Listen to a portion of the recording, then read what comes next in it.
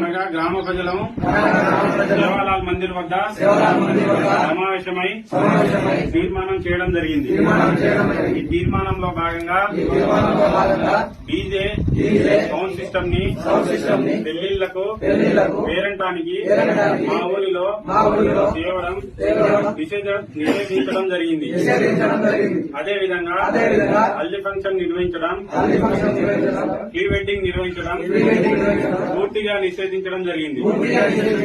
ఒకవేళ ఊరిలో చెప్పకుండా వీటిని ఊరిలో అనుమతించిన ఎడల అనగా DJ haldi function, pre wedding జరిపినట్లయితే జరిమానా 50,000 అక్షరాల 50,000 రూపాయలు జరిమానా విధించడం జరిగింది.